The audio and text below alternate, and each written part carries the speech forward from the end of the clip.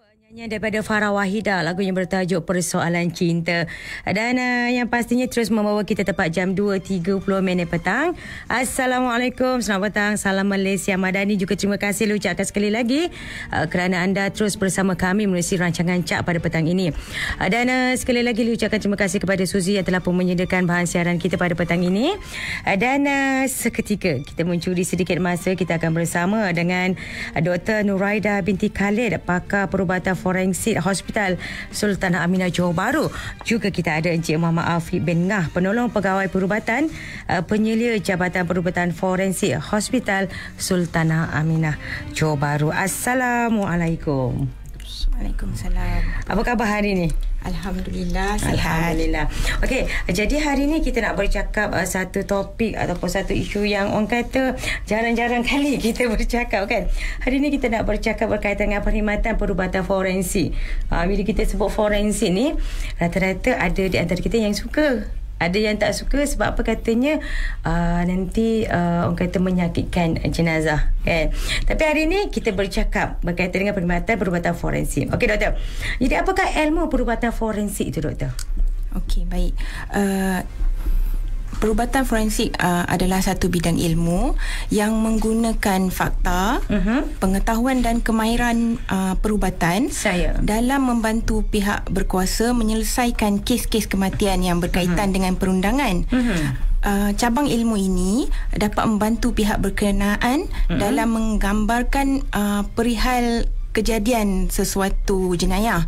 Ia juga dapat membantu pihak perundangan dan mahkamah dalam memberikan pengadilan yang lebih baik kepada mangsa jenayah dan juga penjenayah.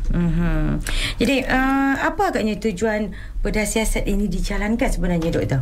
Okey, sebenarnya banyak tujuan berdasiasat ini dijalankan. Antara yang penting adalah satu, untuk kes-kes kematian yang tidak dikenal pasti identiti. So daripada berdasiasat ini kita dapat mengetahui identiti si mangsa dari segi jantina, bangsa, umur, dan juga dari berdasiasat juga kita dapat menganggarkan masa kematian si mati.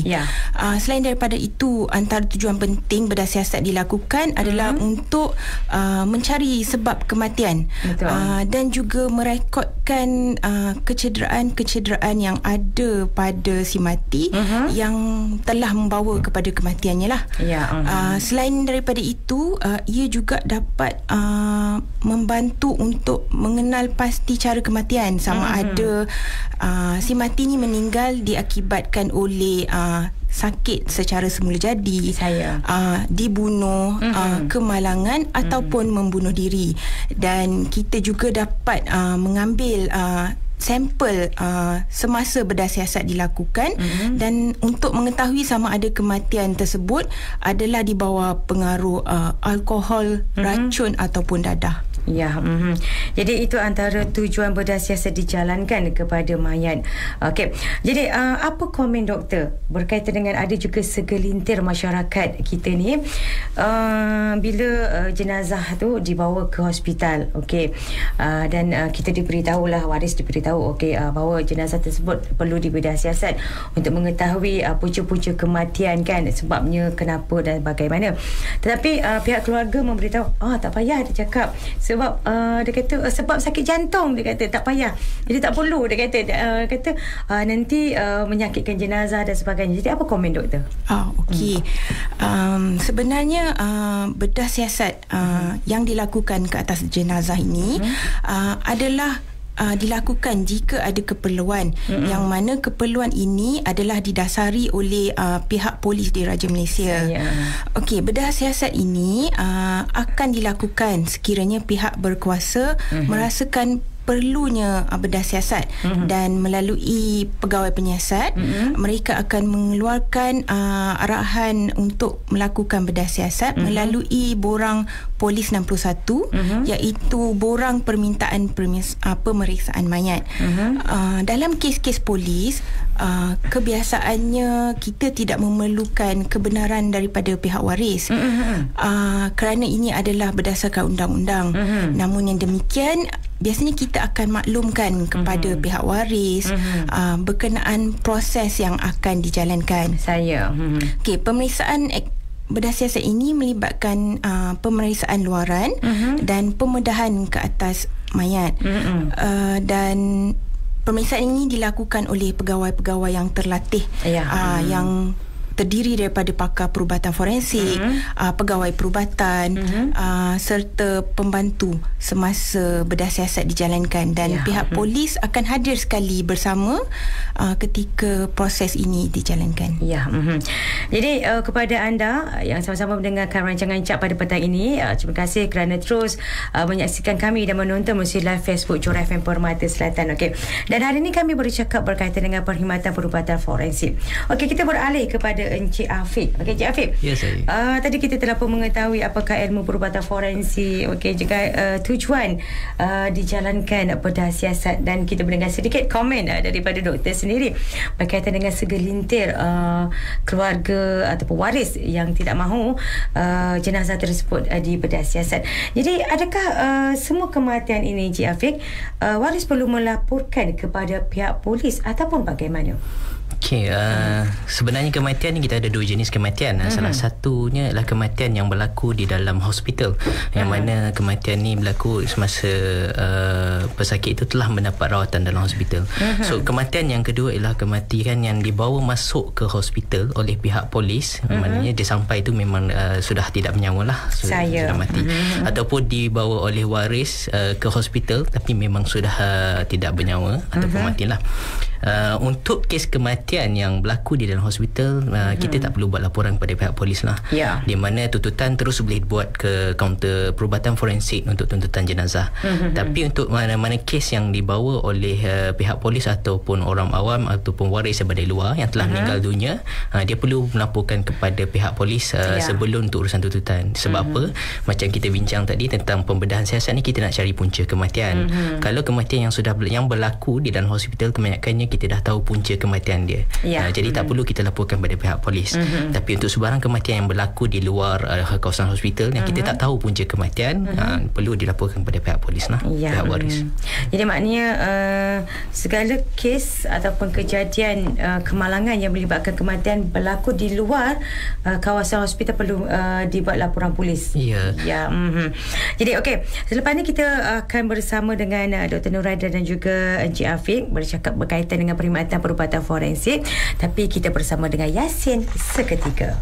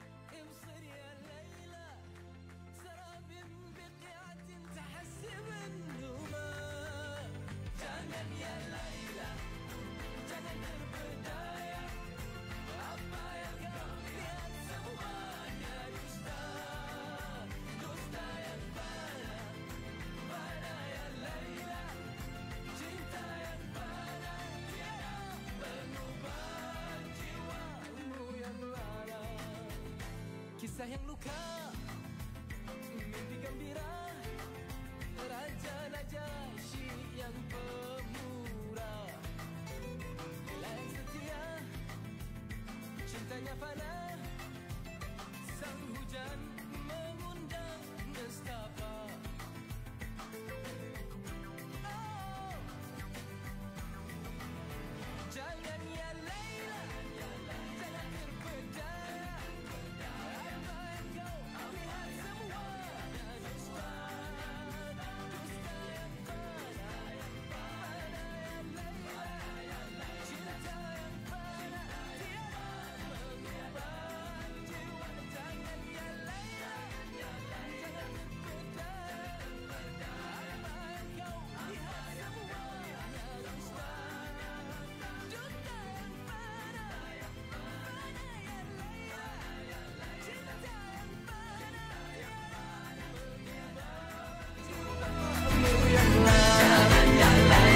mengubah jiwa.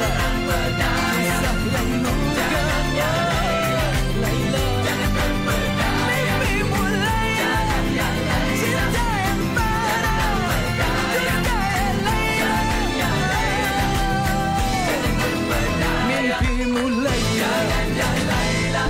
Okey, itu tadi baru saja bersama dengan Yasin, lagu yang bertajuk Mimpi Laila. Dan yang pasti kita masih lagi bersama dengan Dr. Nuraida dan juga Encik Afiq bercakap dengan berkaitan perkhidmatan perubatan forensik. Okey, terima kasih sekali lagi Lin ucapkan kerana anda menyaksikan kami melalui live Facebook Cura FM, dan juga terima kasih kerana telah pun share melalui Facebook ini. Okey, Encik Afiq, kalau tadi Encik Afiq telah pun menerangkan berkaitan dengan bagaimana ataupun siapakah yang perlu melaporkan kes-kes kematian. Hanya kematian yang berada di hospital saja tidak perlu dilaporkan kepada pihak polis, tetapi kematian berada di luar hospital, kawasan hospital perlu dilaporkan. Jadi siapa yang boleh menuntut jenazah tersebut di Jabatan Forensik pula ni, Encik Afiq?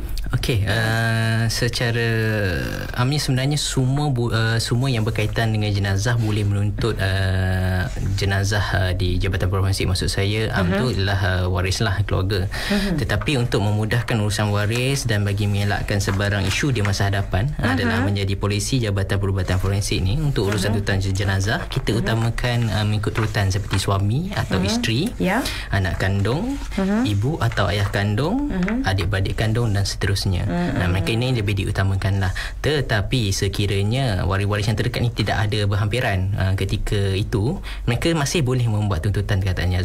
Cuma kita minta mereka dapatkan satu surat kuasa daripada waris-waris yang lebih berhak ni sebelum tuntutan dapat diserahkanlah kepada waris yang menuntut ataupun wakil lah. Dan saya nak tambah sikit juga untuk urusan tuntutan jenazah ni, sebab kita bila berada di Johor, kita berdekatan dengan Indonesia dan Singapura. Dan ada juga waris-waris yang berada di Indonesia dan Singapura. Ada yang berstatus bermustatin tetap, MyPR. Okey, untuk bagi macam contoh sebagai seorang bermustatin tetap yang meninggal di Johor, jika waris ingin menuntut jenazah di Jabatan Perubatan Forensik, masih perlu untuk melaporkan kepada Kedutaan Indonesia lah, untuk dia dapatkan surat pelepasan daripada kedutaan. Tetapi untuk Singapura buat bahasa ni, dia belum lagi membuat satu kepulauan baru untuk dilaporkan. Jadi untuk Singapura tak perlu laporkan lagi buat sementara waktu ni. Tetapi kita akan kemas kini kemudian lah, sebab saya dimaklumkan Singapura mungkin akan memerlukan juga untuk waris buat laporan ke kedutaan sebelum dibenarkan untuk menuntut jenazah di Jabatan Perubatan Forensik. Ya, jadi maknanya kepada semua waris-waris yang ingin menuntut jenazah di pusat ataupun di Jabatan Forensik perlu mempunyai dokumen, ya. Jangan kita datang-datang lenggang-lenggang kangkung tiba-tiba kita nak tuntut jenazah. Tak boleh juga kan, nanti akan menjadi isu kan. Tiba-tiba siapalah pula ni kan nak tuntut jenazah. Betul, kita ni adalah waris, tapi perlu juga menunjukkan dokumen-dokumen yang perlu untuk memudah cara proses tuntutan jenazah tersebut. Okey, jadi doktor, apa pandangan daripada segi agama, yakni agama Islam khususnya, terhadap proses berdasiasat ni pula, doktor? Okey, baik. Pada asalnya hukum bedah siasat ini adalah haram. Namun yang demikian dalam keadaan darurat ianya dijadikan harus selagi ianya tidak melampaui batas dan tidak menganiaya mayat. Majlis Fatwa Kebangsaan telah memfatwakan pada tahun 1989 iaitu pembedahan mayat orang Islam hanya boleh dilakukan dalam keadaan yang benar-benar memerlukan, iaitu darurat. Seperti kes-kes yang terlibat dalam kejadian jenayah. Pemeriksaan bedah siasat juga perlu dilakukan mengikut garis panduan yang telah ditetapkan oleh Kementerian Kesihatan Malaysia, dan ini perlu mengambil kira juga etika-etika dalam menghormati mayat semasa proses bedah siasat dijalankan. Jadi kita dah ada fatwa sendiri. Okey, jadi maknanya harus kita ni melakukan bedah siasat atas sebab-sebab yang tertentu, doktor. Betul. Jadi kabarnya pada hujung minggu nanti kan Jabatan Forensik akan mengadakan satu aktiviti ataupun satu program. Jadi mungkin boleh dikongsikan bersama Cik Afiq. Okey. InsyaAllah Perkhidmatan Perubatan Forensik Hospital Sultan Aminah Johor Bahru, kita akan adakan satu hari khidmat pelanggan Jabatan Perubatan Forensik yang julung-julung kalinya kami lakukan di kawasan orang awam di Plaza Angsana Johor Bahru pada 5 Mac 2023 hari Ahad, bermula pada pukul 10 hingga pukul 6 petang. So antara program-program yang kita buat pada hari tersebut, pertama ialah kita ada juga taklimat tentang proses tuntutan jenazah, sebab kita nak memberitahu orang awam prosedur tuntutan jenazah tu macam mana supaya ini lancar. Dan juga kita ada pameran dari pameran perubatan forensik dan juga galeri COVID-19, mana situasi-situasi yang kita orang awam mungkin tak pernah nampak semasa kami menjalankan tugas di sepanjang pandemik COVID-19. Dan kita juga ada menjemput agensi-agensi luar daripada Perkeso, daripada ASB, untuk mereka sampaikan prosedur-prosedur untuk dalam tuntutan khairat kematian dan akaun kematian. Jadi nak tahu juga sepanjang program Hari Bertemu Pelanggan seperti mana Cik Afiq katakan tadi, pihak Jabatan Forensik akan mengadakan ataupun menunjukkan kongsi bersama para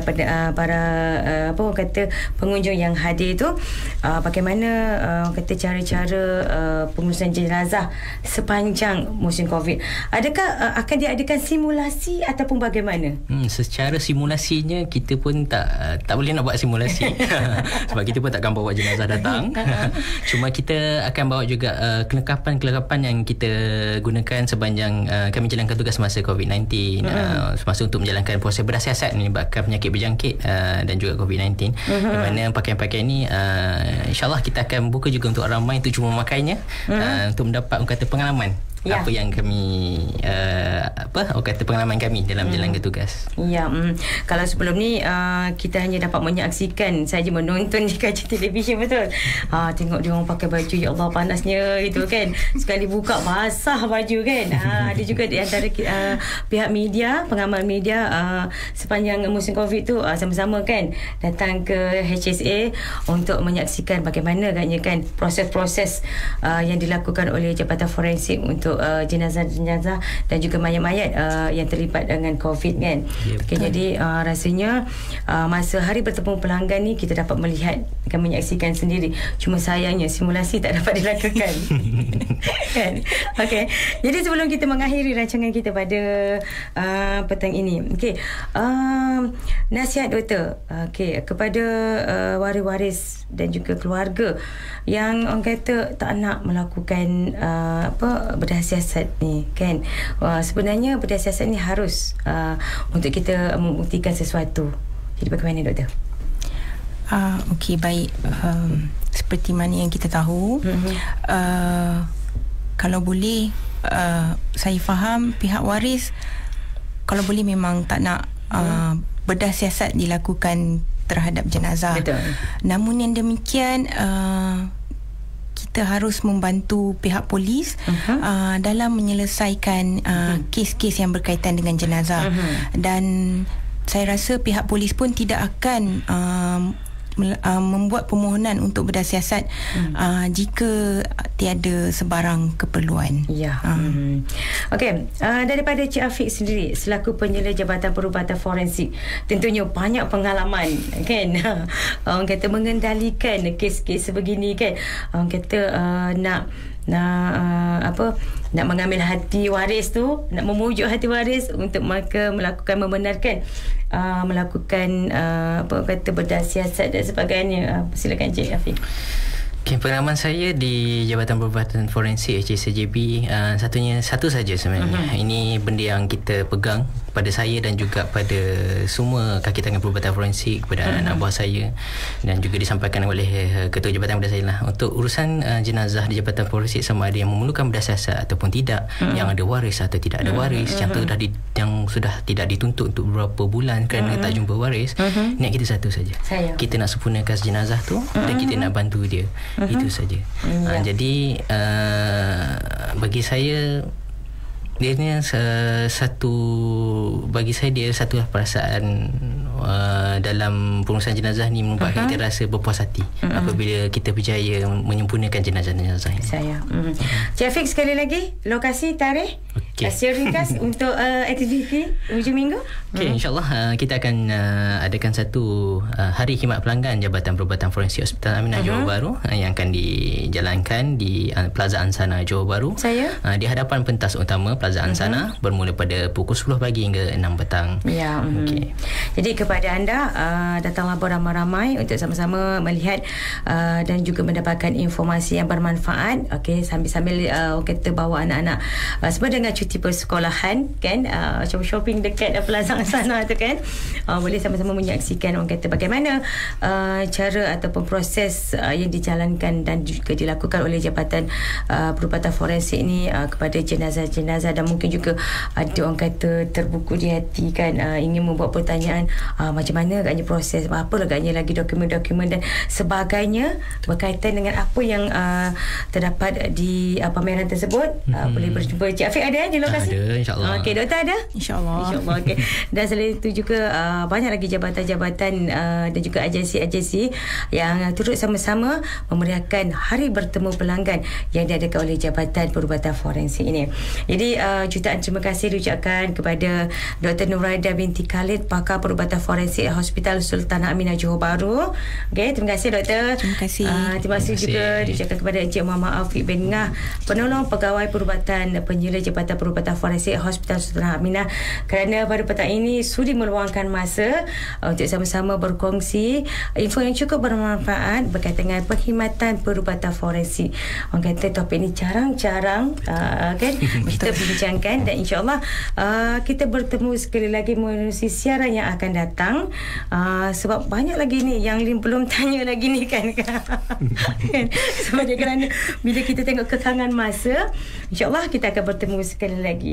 Dan sekali lagi saya ucapkan terima kasih kerana Suzy menyediakan bahan siaran kita pada petang ini melalui rancangan Cak. Juga terima kasih kepada anda yang terus bersama kami melalui siaran Johor FM Permata Selatan, juga sama-sama menyaksikan kami melalui live Facebook Johor FM Permata Selatan. Assalamualaikum.